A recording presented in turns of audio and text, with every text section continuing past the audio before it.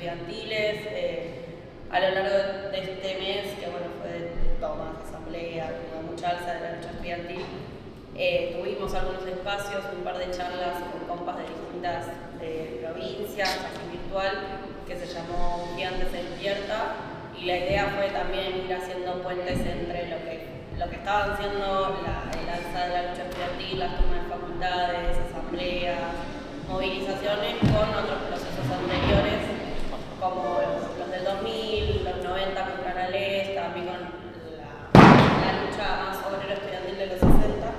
Y un poco eso, como retomar esas experiencias y esos procesos que de alguna manera dejan herramientas de organización y de lucha para el presente y bueno, cómo las podemos poner, cómo las podemos retomar.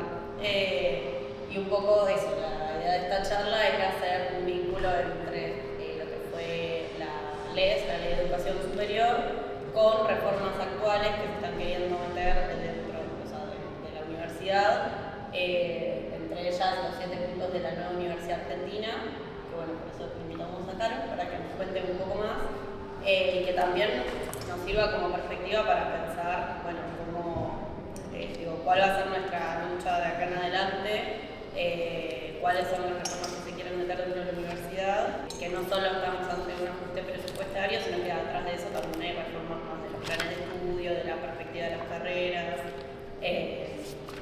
del para qué de la universidad en general, del conocimiento que se genera en las universidades. Y bueno, esa era un poco como la propuesta de este espacio de formación. Así que Caro es docente de trabajo social, compañera de Paragunta. Sí, gracias por el espacio y pensar la oportunidad para intercambiar sobre un poco qué universidad tenemos siempre y qué universidad queremos. Y que esa universidad que tenemos y esa universidad que queremos, que es una pregunta que nos hemos hecho a lo largo de muchas generaciones, también implica pensar el proyecto de universidad en el marco de un proyecto de sociedad. Siempre decimos que la universidad no es una isla, que se expresan las posiciones políticas que se están dando como tendencias en la sociedad, pero esta pregunta nos lleva a pensar muy fuerte. Entonces, ¿qué universidad tenemos? ¿Cuál queremos? ¿Qué sociedad tenemos? ¿Cuál queremos? ¿Qué conocimiento nos propone la universidad? ¿Para qué el conocimiento? ¿Y para qué el conocimiento en una sociedad que aspiramos a ser transformada? Por todo el conjunto de crisis y problemas sociales que el capitalismo patriarcal coloca en nuestra vida cotidiana. Entonces es como que esa pregunta de universidad, que por ahí suena un poco lejana, hay que volverla a pensar siempre. Y hay que volverla a pensar en los diversos ciclos de lucha que la universidad va teniendo. Y es muy auspicioso lo que viene pasando en este último tiempo, ¿no? Yo pienso que si el gigante se despierta, me parece que es como interesante pensar, ¿no? Y te lleva a decir, bueno, el movimiento estudiantil estaba dormido cómo, dormido por qué, y me parece que lo que hay que también, que nos lleva a pensar, es que el movimiento estudiantil sufrió, como muchos movimientos sociales en nuestro país, un proceso de institucionalización en los últimos años, ¿no? Más que dormido despierto, en parte la explicación tiene más que ver con la institucionalización, que en clave de la política universitaria tiene mecanismos propios. No sé, por ello conozco más ejemplos de trabajo, pero estudiantes que de golpe pasan a ser directores, funcionarios, ni bien se reciben, todo un armado de múltiples secretarías, que eso es algo más típico de los últimos años. Hace muchos años había poca estructura en las universidades, era Secretaría Académica y lo que se derivaba, Secretaría de Extensión y Secretaría de Investigación y Posgrado. Hoy tenemos un montón de otros resortes burocráticos que muchos están buenos, no decimos que no hay que crear direcciones que resuelvan problemas, está perfecto, pero que también han operado como lugares también para capturar la autonomía, la radicalidad del movimiento estudiantil. Entonces un estudiante está pensando dónde se va a insertar y que hay que ser amigo de la gestión de turno y no pensarse como un movimiento social autónomo, independiente, con la lucha propia. Un poco ese es el contexto. Y por ahí, en mi caso, me tocó ser estudiante hace muchos años, en los 90, cuando tuvimos que pelear contra la Ley de Educación Superior. La LES, la famosa LES, que está en vigencia desde el año 95 para acá, y que la Universidad de La Plata tuvo un hito recontra importante que fue en febrero del 96. En febrero del 96, o sea, la ley se aprobó en mediados del 95. El movimiento estudiantil en esa época dio una batalla enorme.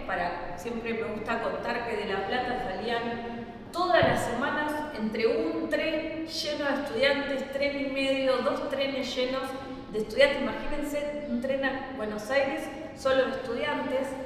No íbamos en otra cosa porque era imposible, pero llenábamos los trenes. Y íbamos todos los miércoles a producir un hecho que fue muy simbólico en la época, que era abrazar al Congreso. Fueron varios abrazos, no fue uno, pero fueron varios abrazos emblemáticos. Abrazar al Congreso para que los diputados y las diputadas no puedan ingresar y no se vote la ley. Era simbólico porque los diputados entraban, qué sé yo, por un subsuelo, por algo que se conectaba a una cuadra, ¿no? Pero eran marchas pero muy grandes y con mucha represión. Y muchas veces esos miércoles coincidíamos con las y los jubilados, que eran un movimiento, igual que ahora, muy empobrecido, muy atacado y muy aguerrido, porque en la etapa que viven, el jubilado y jubilada dice: no tengo otra cosa que hacer que salir a luchar, porque si no me muero de hambre, no puedo comprar los remedios. Y en la época era un movimiento muy reprimido, muy aguerrido y de mucha continuidad. Entonces, en aquel momento, el gobierno de Menem implementa todo un proyecto, una reforma educativa estructural para la educación en Argentina, que involucró el nivel inicial, primario, secundario, y se llamó Ley Federal, y en clave de la universidad se llamó Ley de Educación Superior. No las podemos ver por separado, es una reforma, digamos, única, que lo que buscaba era adecuar el proceso de la educación pública y privada de Argentina a los estándares del Banco Mundial.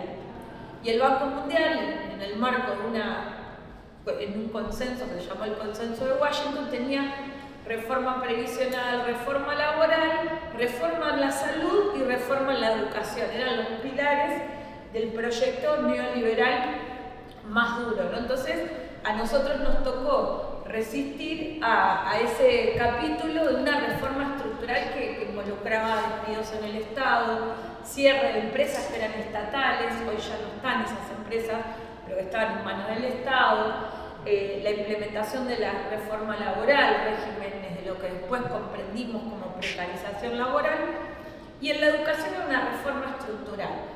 Pasaba la transferencia de fondos educativos nacionales hacia todo el sistema de las provincias y en algunas áreas a municipios. Entonces vos hoy tenés, pensando lo previo a la universidad, vos tenés todo lo que es no me sale el nombre, que se encarga de la infraestructura de las escuelas, es municipalizado.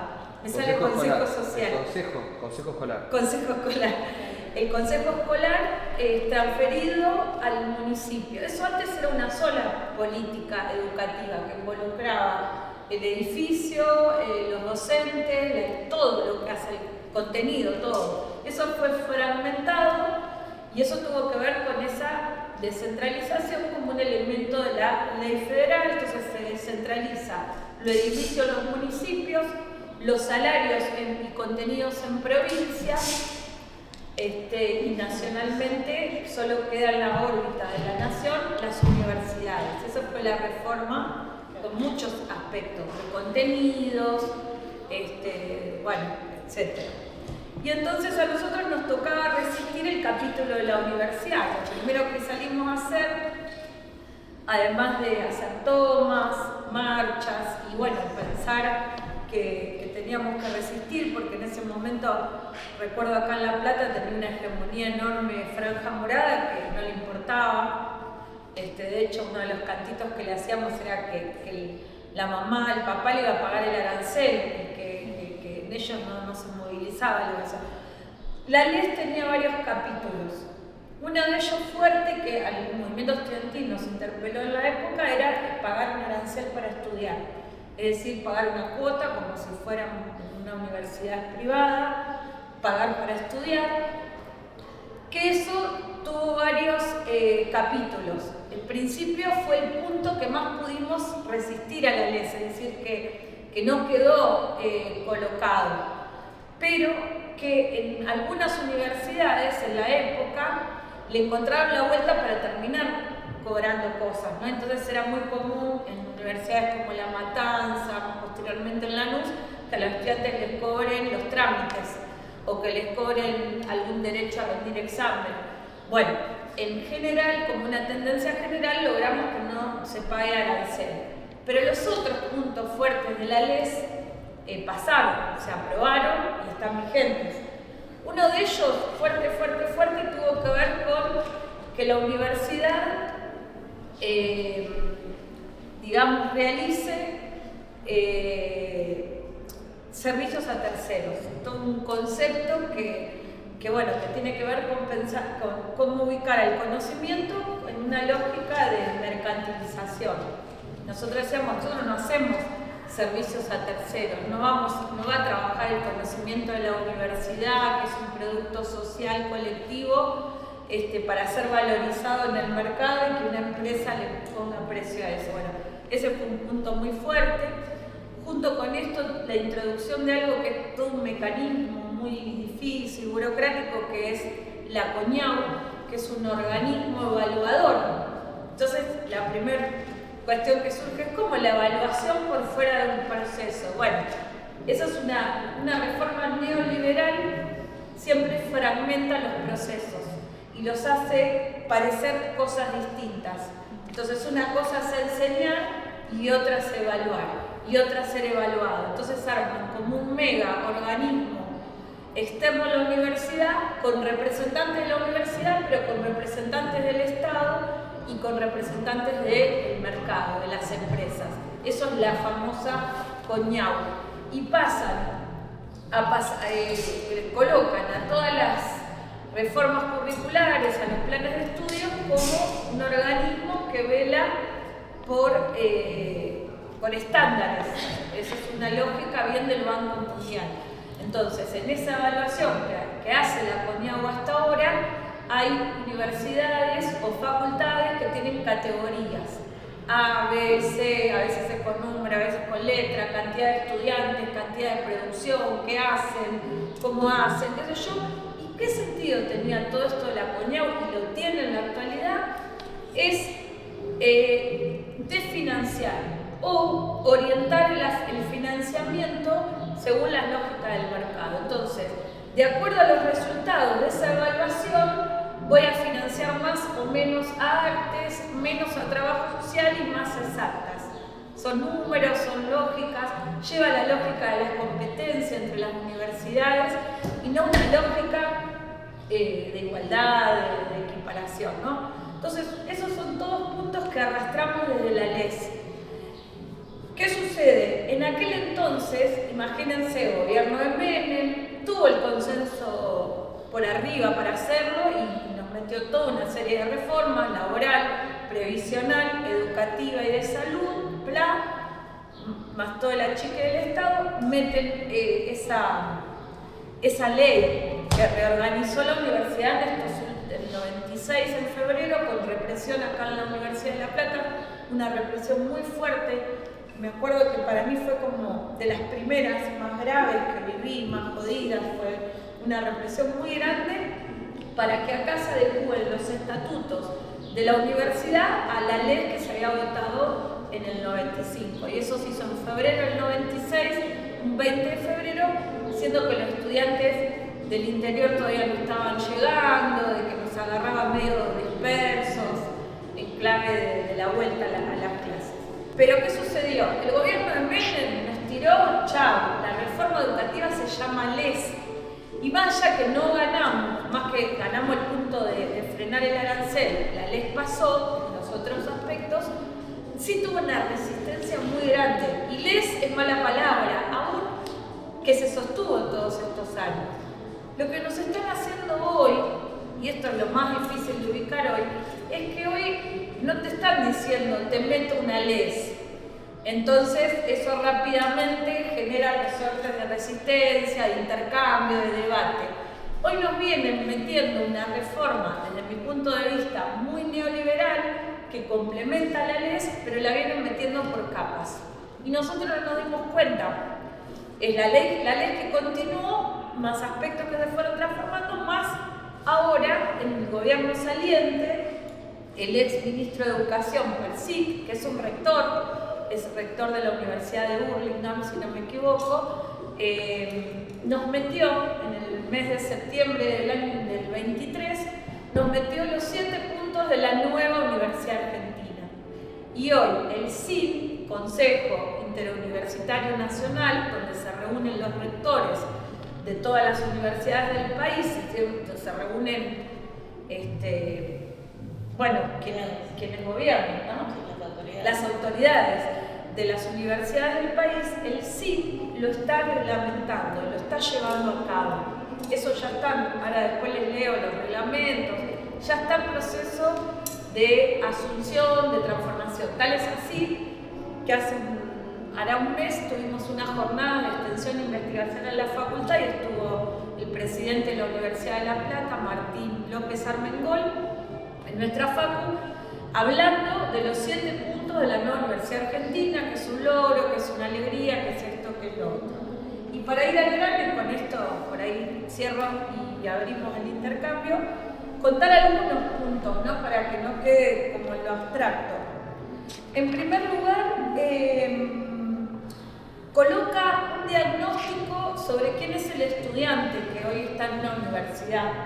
Me parece que ese es un diagnóstico que puede ser común a lo que diríamos nosotros, ¿no? Habla de que un estudiante hoy no puede cursar carreras largas, porque tal vez es un trabajador, trabajadora, precarizado, precarizada, todo lo que significa, ¿no? No contar con un montón de políticas que pueden ser becas, pueden ser políticas de bienestar estudiantil, que hagan que el estudiante se pueda focalizar en estudiar, en vez de pensar en eso, a partir de un diagnóstico de la situación y sobre todo de un estándar, que también es un estándar del Banco Mundial, que es medir tasa de ingreso con tasa de egreso, y esa cuenta es abismal, es decir, nuestras carreras tienen mucho, como hemos peleado también, ¿no? Esa era otra pelea de la LES, que no haya restricción para ingresar a las carreras, que siga habiendo ingreso irrestricto. La LES quería también lesionar eso. Acá en La Plata hubo una batalla especial con medicina hasta hace pocos años. Bueno, y la tasa de egreso mide en un plan que debería durar 5 o 6 años cuántos egresaron, y esa cuenta es una cuenta desbalanceada. ¿Podría ser un problema o no podría ser un problema? De acuerdo a cómo lo vemos, entonces, un poco la propuesta de la nueva Universidad Argentina es hacer lo que la LES ya preveía, que es acortar las carreras de grado. La LES, por un producto de todo el proceso de lucha, hablábamos de un piso de 4 años. En aquel momento logramos que el piso de las carreras sea de 4 años. Ahora, lo que está planteando la nueva Universidad Argentina es que el techo, sí o sí, sea de 4 años. Hay un tiempo, hasta el año que viene, hasta más o menos mayo del año que viene, que carreras que se reformen, no sé, la nuestra dura 5 años, queremos cambiarle algunas cosas, si la metemos antes de mayo, la podemos bancar de 5 años como licenciatura. Pero si la metemos después de un plazo, esa carrera sí o sí se tiene que adecuar a la nueva Universidad Argentina. Digo esto para también no salir corriendo que mañana nos van a cortar las carreras. Las carreras tienen que pasar sí o sí por un proceso de revisión curricular, que eso en general involucra, o debería involucrar debates de los claustros, amplios, y si pretenderían cambiarlas, ya desde el año que viene, después de un plazo, van a ser carreras de 4 años como techo. ¿Se entiende? entiende la diferencia? Esto puede parecer atractivo porque en verdad si alguien dice, bueno, loco, no pago alquiler un año menos, si me bancan mis viejos, si yo laburo. Pero bueno, lo que esconde es que lo que se busca es una adecuación de las carreras al requerimiento del mercado laboral. El mercado laboral actual, producto del neoliberalismo implementado en la dictadura, o que tuvo un hito en la dictadura como inicio, pero que podemos pensar que tuvo continuidades y que el gobierno de Milei es una de sus grandes continuidades junto con el gobierno de Menem y de la Rúa, es adecuar las carreras al mercado laboral. Si el mercado laboral es flexible, no necesita grandes profesionales que piensen, que tengan muchos fundamentos, sino gente que resuelva técnicamente, que se adapte a ese mercado laboral flexible y que no discuta sus condiciones laborales, que sea más o menos un técnico, alguien ahí con capacitación universitaria. ¿Y eso qué hace? Elitiza más la universidad, porque entonces una parte de los docentes, de los estudiantes que quiere seguir estudiando y que quiere capacitarse para tener mejor oportunidad laboral, lo va a hacer ¿con qué cosa? Con los posgrados, que nos lo metió la LES.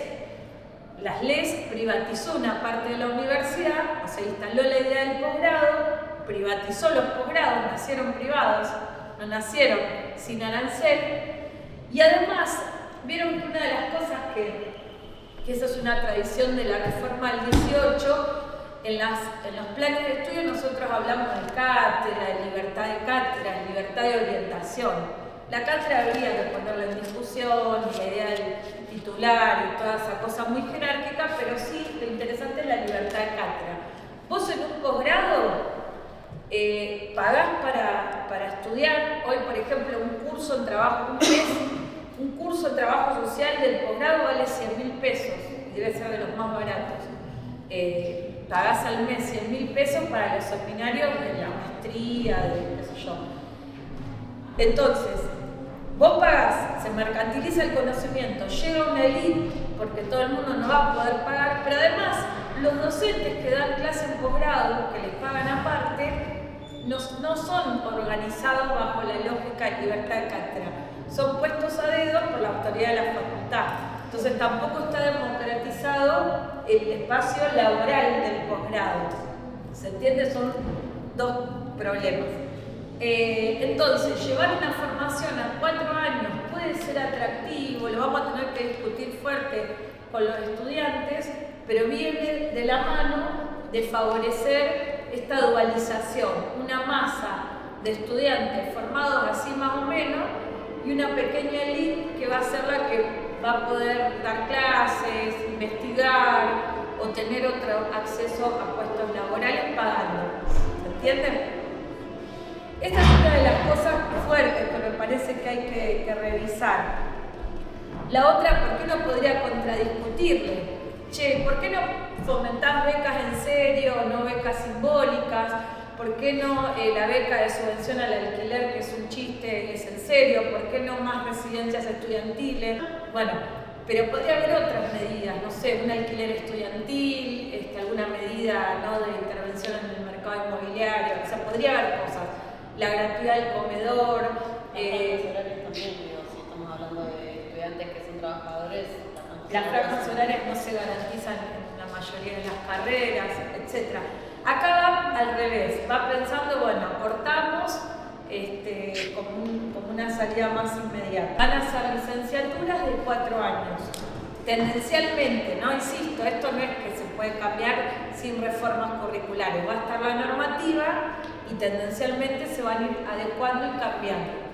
Junto con esto, algo que le resistimos al macrismo, que se llamó reconocimiento de trayectos intermedios. No sé si se acuerdan, era también un capítulo de la reforma en la universidad que Macri intentó hacer, se voló, se resistió colectivamente, gremialmente, ahora ya está metido en los 7 puntos de la Universidad Argentina.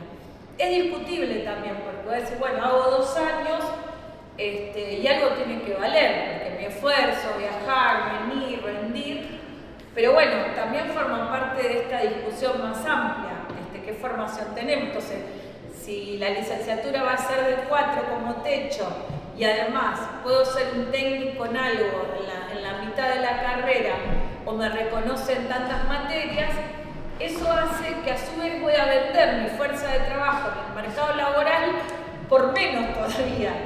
¿Se entiende? Porque el mercado laboral sí lo tiene muy claro.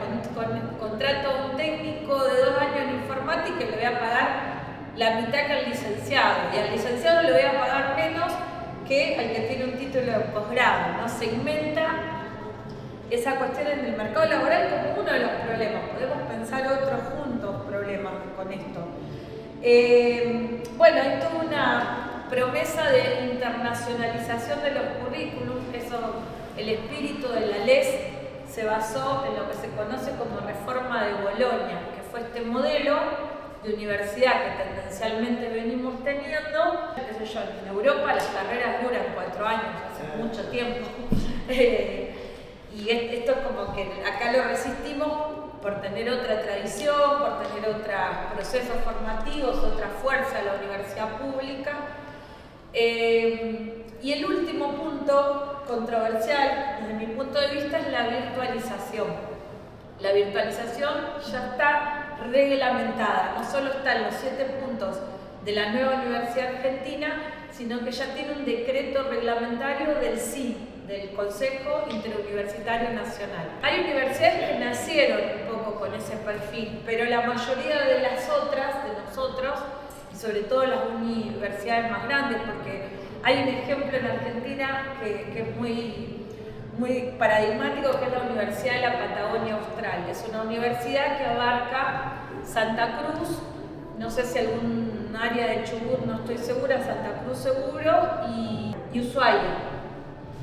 Entonces ahí las distancias son enormes y a veces, bueno, la reorganización territorial. Esa universidad nació hace muchos años con una fuerte virtualización y cursadas intensivas una vez al mes, bueno, según la carrera. El resto de universidades tenemos más presencialidad, concentración de estudiantes, procesos formativos en aulas, en espacios colectivos, en pasillo, en patio, todo lo que significa cursar, que es toda esa socialización. Y cierro con la propuesta que va a estar, se ya está organizando el CIN. Es la presencialidad, tal cual la conocemos, se va a reducir a un 25%.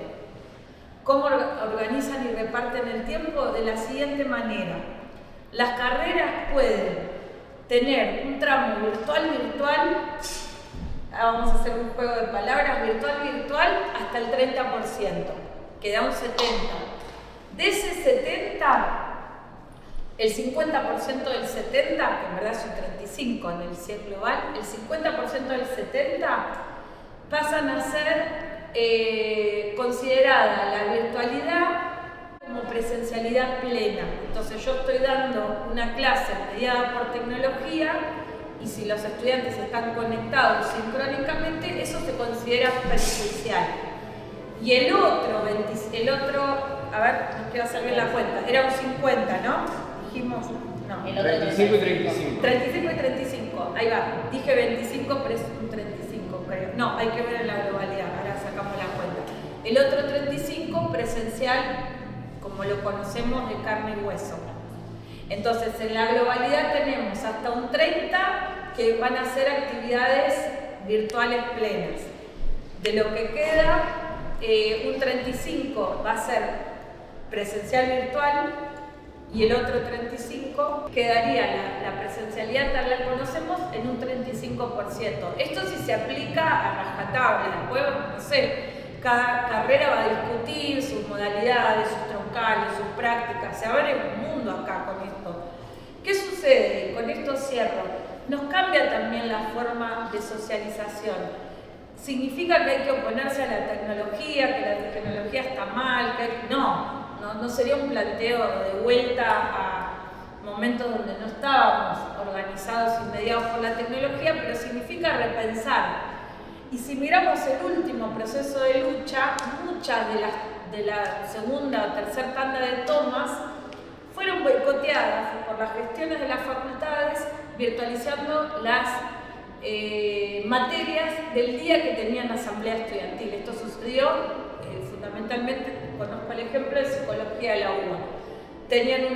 Habían tenido una toma, hay un impas por un paro docente-no docente, retomaban los estudiantes, creo que era un lunes, ese lunes llovía un poquito, la directiva de la facultad, que es Franja Morada, quien dirige psicología de la UBA, fue virtualicen. Las cátedras virtualizaron, desarmaron la asamblea estudiantil que iba a discutir la continuidad de la toma. Como para dar un ejemplo real, ¿no? Desarma la colectivización que el movimiento estudiantil puede hacer, desarma nuestros vínculos, nuestros afectos, y no parte de un balance de lo que significó la virtualización en pandemia, que en general, cuando vamos charlando, es verdad, no estábamos ni preparados los docentes, ni las materias, ni la tecnología. Bueno, habrá que ver ahora cómo se prepara ese terreno también, ¿no? Pero nos abre un montón de preguntas, sin una visión catastrofista sobre la tecnología, nos abre preguntas de si es lo que queremos, cómo lo vamos a aplicar, si va a redundar en una brecha digital entre quienes tienen acceso a la tecnología y quienes no. No sé, muchas preguntas que se abren ahí y que sin duda nuestra socialización universitaria va a ser nueva, no la conocemos, vamos hacia eso y me parece que hay que prepararnos para ver qué queremos resistir o qué podemos resistir de todo este paquete, que es la complementación de la Ley de Educación Superior, sin decirlo. Entonces no hay núcleos de resistencia que digan, uy, qué mal esto, sino que es más bien una lógica de reintroducir las capas de un proceso que estaba todavía inconcluso. Así que eso es un poco lo que yo tenía para plantear, para compartir, y tenemos que discutir. ¿Va a ser un tema aburrido? Sí. ¿Le va a llegar a las grandes masas? No. Pero se va a aprovechar esto de que es un tema que está extraído de nuestros debates. Sindicalmente no estamos discutiendo nada de esto. Y a los docentes nos cambia nuestro proceso de trabajo. Hoy vos nosotros por lo menos peleamos cada tantos estudiantes un ayudante más. Se puede abrir una comisión más. Es toda una negociación, ¿no? Eso nos desaparece del horizonte, porque ¿cuánto podés tener en la virtualidad? Bueno, virtualizar, entonces van a cubrir la necesidad de puestos laborales. Bueno, eso no lo estamos ni discutiendo gremialmente, ni el movimiento estudiantil lo está conociendo, ni tomando en sus manos, ni a los docentes en general les está preocupando, ¿no? Y cambian las condiciones totales de laburo y de estudio. Y por eso hay que darle una discusión fuerte a esto. También con todo lo que fue la ley entró lo de los puntajes, ¿no? Como de docentes. O ahí eso no, es otro, claro, es para el sistema secundario y claro, la idea de que el docente tiene que llegar a puntajes, hacer cursos. ¿Quién da esos cursos para los docentes? En general, fundaciones. No darían los tiempos ahora, pero esto que se llama la nueva Universidad Argentina, en Cava se llama la reforma, Cava como un territorio, digamos, donde el capital concentrado va implementando cosas en avanzada siempre, ¿no? De la mano del PRO y demás, se llama la nueva secundaria argentina. La nueva secundaria argentina trae un montón de transformaciones para la vida política estudiantil, que pasa a ser ultracontrolada, saca la ESI, le pone un nombre, ahora se lo voy a decir, no lo van a poder creer, lo que pasa es llamarse la ESI. Los sindicatos no lo resisten porque los sindicatos burocráticos tienen espacios que brindan recursos privados para adecuar a los docentes a la nueva Universidad Argentina. Dar a conocerlo, militarlo, un sabías qué, ¿no? Sabías que se está implementando la nueva Universidad Argentina que tiene este punto, este otro. Por lo menos no hay que salir a estar en contra para también no ponernos en contra del movimiento estudiantil que por ahí ve en alguna de estas reformas algo a que repare el conjunto de necesidades que tiene, pero sí hay que decir, bueno, hay que discutirlo. Veamos cómo discutimos la virtualización. No, virtualización sí, virtualización no, que nos polariza, sino bueno, vamos a discutir qué significa, cómo lo podemos llevar a cabo. Es lo mismo estudiar virtual ingeniería que cine, que trabajo social. Y después algo muy cortito de lo que implica los acortamientos de carreras. Cuando hay acortamiento de carreras, ustedes lo vivieron en periodismo, me contaba Carmen que lo han vivido en la reforma en arte, lo que se elimina de raíz son todas las áreas o materias de fundamentos. Claro, uno dice, sí, aburrido, largo. No, las materias de fundamentos suelen ser las materias que nos permiten entender mucho más nuestro campo, área disciplinar en una sociedad. Son las materias vinculadas a los procesos sociohistóricos, son las materias de teoría social. Y en general se podan, se acorta todo eso en pos de un saber técnico, un saber expertise, ¿no? Todas las palabras del Banco Mundial para pensar nuestra reforma en los 90 eran calidad, expertise, son todo un vocabulario vinculado, bueno, la equidad, a pensar cómo los recursos focalizadamente se ajustan al mercado laboral. Y entonces no nos tiene que dar lo mismo que de golpe no tengamos materias de fundamentos, porque vamos a ser profesionales menos fundamentados, valga la redundancia. Vamos a ser profesionales que van a tener un saber específico, técnico, pero que no van a ser capaces de discutir su saber hacer en el marco de una perspectiva de sociedad. Y eso atañe a cualquier área, no es que los ingenieros no tienen que discutir en qué sociedad van a hacer una obra de infraestructura urbana, o que los arquitectos no van a discutir porque están adecuados al mercado. Nos atañe a todas las áreas del conocimiento, poner nuestro conocimiento en una trama histórica y en una trama de sociedad. Y eso vuela, pero ya está escrito que es así, ya hay pruebas de eso. Y no es gratis tener saberes más técnicos desvinculados de los fundamentos. Nos empobrece como sociedad, nos coloca en una posición de pasividad, coloca a los núcleos hegemónicos en un lugar de dominación sin cuestionamiento, porque si yo no puedo discutir de dónde vienen las cosas, se asientan esos núcleos hegemónicos de dominación, se asientan sobre un poder de dominio basado en el desconocimiento de nosotras y nosotros.